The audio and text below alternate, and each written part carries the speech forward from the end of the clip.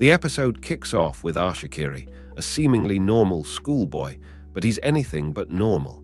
We see him digging in his yard with a haunted expression as the earth seems to cough up another version of himself, specifically his disembodied head.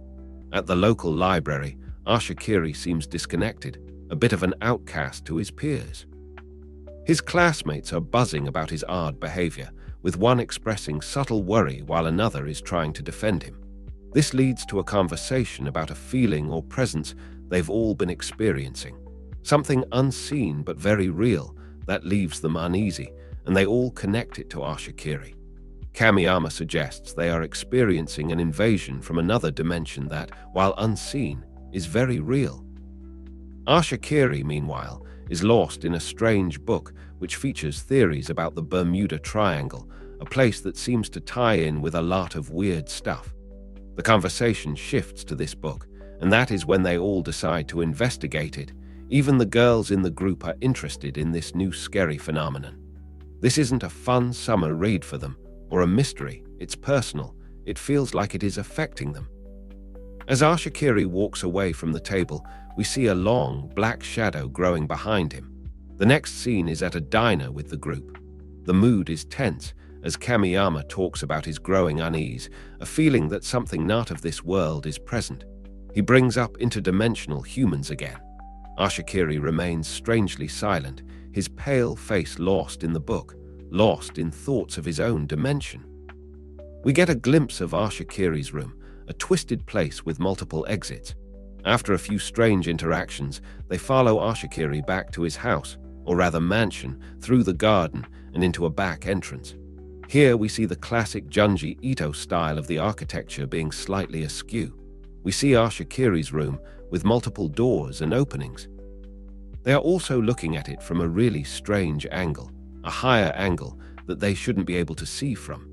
Then they look up to see Ashikiri staring down at them from a hole in his ceiling. This is no longer a mystery, but rather a straight-up horror story. The friends decide to explore the house further, where they come across this strange old book. They decide to read through it and start planning how they'll investigate it further at a later time.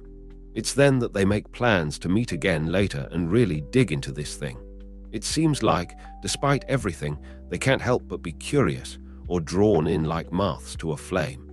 The next scene is a bit of a left turn, when the girls in the group decide that Ashikiri's hair is getting in the way and needs to be cut. What starts out as a fairly normal scene turns odd when the girl says that this is a symbolic parting of the ways.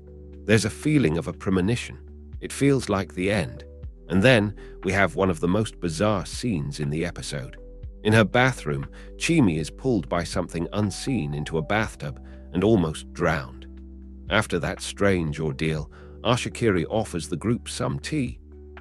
He begins to read from a book and laughs maniacally, and the scene changes suddenly. The next image is of the girls lying lifeless and bloody on the floor, a horrific reveal of what Ashikiri is capable of. Then, Ashikiri appears in his yard, where he has dug a grave to dump their bodies. We shift to inside the house. Kamiyama looks in a mirror, where the figure he sees is now the one being buried by Ashikiri. Kamiyama says this thing is interdimensional. We get a small interlude, and then the other characters are now in Ashikiri's house. In a quiet moment, Ashikiri seems upset about being alone all the time. This is cut off suddenly when Kamiyama reveals he is reading from a book and finds the information about the Bermuda Triangle that he was looking for. They are all excited, despite the dark undertones of all that has been happening around them. And that's when it hits. The other Ashikiri has appeared inside his house. The horror continues, as we're shown a bloody sequence of Ashikiri taking the heads off of his classmates and then burying them. The group discovers his activity in his yard, and a new sense of dread washes over them. Now we go back into Ashikiri's bedroom, which has a familiar feeling of being otherworldly. He and his classmates are now at his house, and he offers them tea. As he reads from the book, Ashikiri begins to laugh in a maniacal way.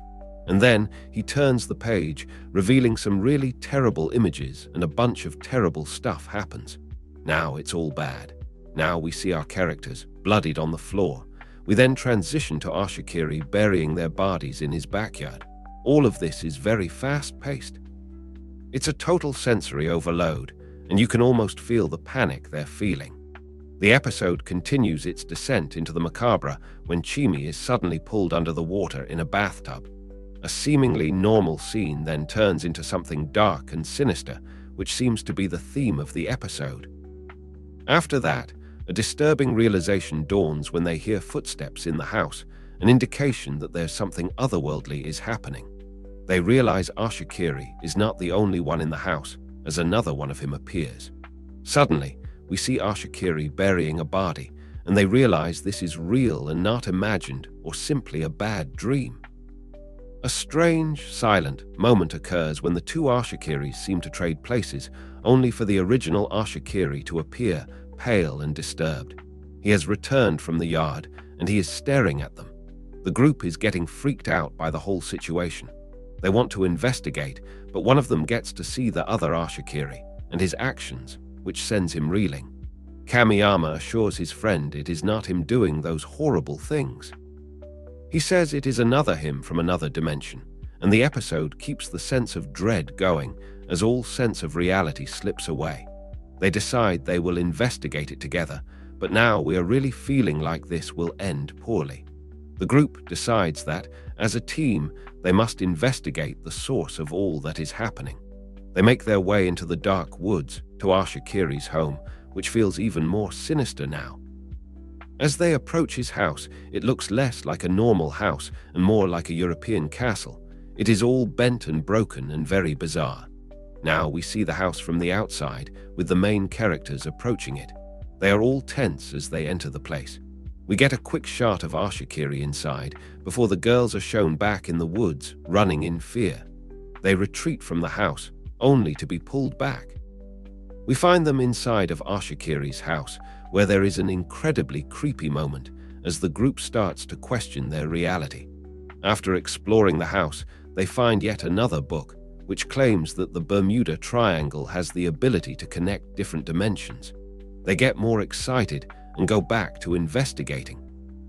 And now it goes from slightly eerie to something truly horrifying as we see Chimi fall to the floor with bloodied limbs, which leads us to Ashikiri with a shovel burying his friends in the backyard. It is all very grotesque and disturbing. They get a call. What is this? Who could be on the other end? It is a disembodied voice, not a real human. It is from the other Ashikiri, and he is trying to communicate through the phone. As the camera pans to Ashikiri's face, he looks unhinged. The other Ashikiri begins to laugh, but this is cut off suddenly. We see the girls on the floor in his yard, bloodied and unmoving. There's a surreal quality to it all, making you question reality itself. The scene shifts to the library, where they are initially discussing this stuff, and now the original Ashikiri is asking about it. They are talking about how dark and mysterious he is, and how those types are the ones that end up committing terrible crimes. Now we go to the house again, where Chimi makes the plan to have her hair cut, and then she is almost drowned in the bathtub. After this, Ashikiri shows up with tea. After taking their tea, Ashikiri begins reading, and then he just starts laughing hysterically. Suddenly, we see the girls' bodies on the ground, bloody and unmoving. It's a shocking image, and it becomes clear that Ashikiri is incredibly dangerous. Then, we are shown a quick series of disturbing shots. It's an experience in dread and horror. We're shown Ashikiri in his yard, but this time the person he is burying looks like himself. It's disorienting and unsettling and pushes us into the final section of the episode. Ashikiri is now in the library. Kamiyama remarks how Ashikiri is usually alone and quiet, and that those types always end up doing terrible things. The others at the table reject that idea. They're talking and Ashikiri appears, and the girls note he has a cute face. They don't see what we see, which is deeply disturbing. Ashikiri sits at the table while the others have this uneasy feeling. He talks about the presence of a second dimension. His classmates don't understand. He continues, saying he feels a presence that isn't from here, from another dimension. They think he's talking about ghosts, but Ashikiri says it's something else. He says it is an interdimensional person. Then he suggests they all go into town to research it further. They agree and go, all but Ashikiri. What does he do? He does what he always does. He buries his doubles. After being shown the twisted ending, we are then shown a creepy scene with Chimi putting on her coat and shoes in the night. This all concludes when she gets into the car to then be taunted by the spirit of Ashikiri. Now, Chimi is at her home and all alone. She's getting ready for bed while talking with her sister about their date. We are shown her sister in a reflection where she does not blink and looks entirely wrong.